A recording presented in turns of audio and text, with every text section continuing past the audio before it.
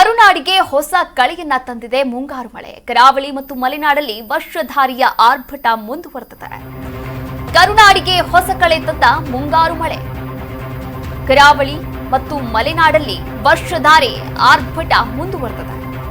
ಕೆಲ ತಾಲೂಕುಗಳಲ್ಲಿ ಶಾಲೆಗೆ ಬೇಗವನ್ನ ಜಡಿಯಲಾಗಿದೆ. ಅಂದ್ರೆ ಶಾಲೆ ಕ್ಲೋಸ್ ಆಗಿದೆ.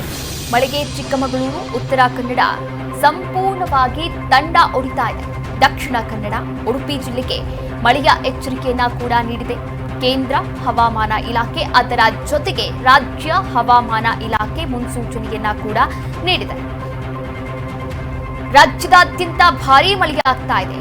ಅದರಲ್ಲೇ ದಕ್ಷಿಣ ಕನ್ನಡ ಹಾಗೆ ಉತ್ತರ ಕನ್ನಡ, ಇನ್ನ ಚಿಕ್ಕಮಗಳೂರು, ಉತ್ತರ ಕನ್ನಡ ಸಂಪೂರ್ಣವಾಗಿ ತಂಡ ಹೊಡೆದಿರುವಂಥದ್ದು.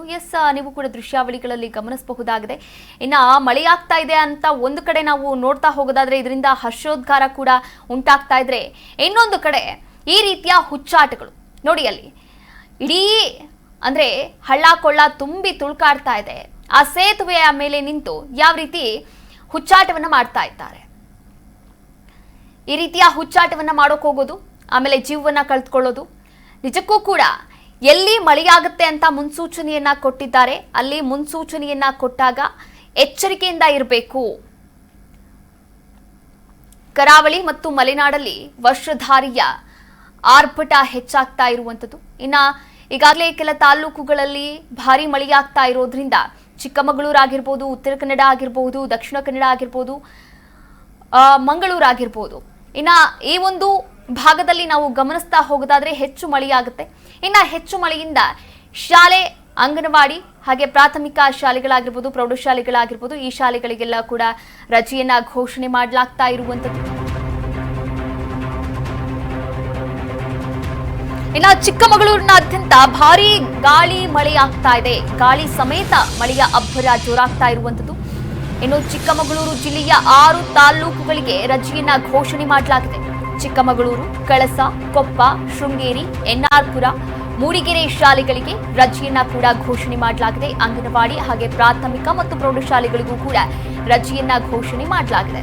ಅಲ್ಲಿನ ಜಿಲ್ಲಾಧಿಕಾರಿ ಒಂದು ಮುನ್ಸೂಚನೆಯನ್ನ ಸಿಗ್ತಾ ಇದ್ದಂತೆ ಅಲ್ಲಿನ ಶಾಲೆಗಳಿಗೆ ರಜೆಯನ್ನ ಕೂಡ ನೀಡಿದ್ದಾರೆ. ಚಿಕ್ಕಮಗಳೂರು, ಕಳಸ, ಶೃಂಗೇರಿ, ಕೊಪ್ಪ, ಎನ್ಆರ್ಪುರ, ಮೂಡಿಗೆರೆ ಶಾಲೆಗಳಿಗೆ ರಜೆಯನ್ನ ಕೂಡ ಘೋಷಣೆ ಮಾಡಲಾಗಿರುವಂಥದ್ದು. ರಾಜ್ಯದಾದ್ಯಂತ ಭಾರೀ ಮಳೆಯಾಗ್ತಾ ಇದೆ. ಮಳೆಯಿಂದ ಸಾಕಷ್ಟು ಅವಾಂತರಗಳು ಕೂಡ ಸೃಷ್ಟಿಯಾಗ್ತಾ ಇರುವಂಥದ್ದು. ಹಳ್ಳ ಕೊಳ್ಳ, ನದಿ, ಜಲಾಶಯಗಳು ಕೂಡ ಭರ್ತಿಯಾಗ್ತಾ ಇದೆ. ಜಲಾಶಯಗಳಲ್ಲಿ ಒಳಹರಿವಿನ ಪ್ರಮಾಣ ಕೂಡ ಹೆಚ್ಚಾಗ್ತಾ ಇರೋದ್ರಿಂದ ಒಂದು ಹೊರಹರಿವಿನ ಪ್ರಮಾಣ ಕೂಡ ಹೆಚ್ಚಾಗಿ ಬಿಡಲಾಗ್ತಾ ಇದೆ. ನದಿ ಪಾತ್ರದ ಜನಗಳಿಗಾಗಿರಬಹುದು ಅಥವಾ ಪಶ್ಚಿಮ ಘಟ್ಟಗಳಲ್ಲಿ ಇರುವಂತಹ ಜನರಿಗಾಗಿರಬಹುದು, ಈಗಾಗಲೇ ಕೇಂದ್ರ ಹವಾಮಾನ ಇಲಾಖೆ ಹಾಗೆ ರಾಜ್ಯ ಹವಾಮಾನ ಇಲಾಖೆ ಮುನ್ಸೂಚನೆಯನ್ನ ಕೂಡ ನೀಡಿದೆ. ಕೆಲವೊಂದು ಕಡೆ ಈಗಾಗಲೇ ಸ್ಥಳಾಂತರ ಕೂಡ ಮಾಡಲಾಗ್ತಾ ಇರುವಂಥದ್ದು. ನೋಡಿ, ಬೆಟ್ಟ ಗುಡ್ಡ ಇರುವಂತಹ ಪ್ರದೇಶದಲ್ಲಿ ಎಲ್ಲಿ ರಸ್ತೆಯನ್ನ ಮಾಡಿರ್ತಾರೆ ಅಲ್ಲಿ ಈಗಾಗಲೇ ಆ ಒಂದು ಬೆಟ್ಟ ಗುಡ್ಡ ಕುಸಿಯುವಂತಹ, ಭೂಮಿ ಕುಸಿಯುವಂತಹ ಒಂದಷ್ಟು ಪ್ರಕರಣಗಳು ಕೂಡ ಒಂದಷ್ಟು ಘಟನೆಗಳನ್ನ ಕೂಡ ನಾವು ಈಗಾಗಲೇ ಮಾಧ್ಯಮದಲ್ಲಿ ಗಮನಿಸಿದ್ದೇವೆ. ಅದ್ಯಾವುದು ಅಚಾತುರ್ಯ ಆಗಬಾರ್ದು ಎನ್ನುವಂತಹ ನಿಟ್ಟಿನಲ್ಲಿ ಈಗಾಗಲೇ ಮುನ್ಸೂಚನೆಯನ್ನ ಕೂಡ ನೀಡ್ತಾ ಇದೆ ರಾಜ್ಯ ಹವಾಮಾನ ಇಲಾಖೆ.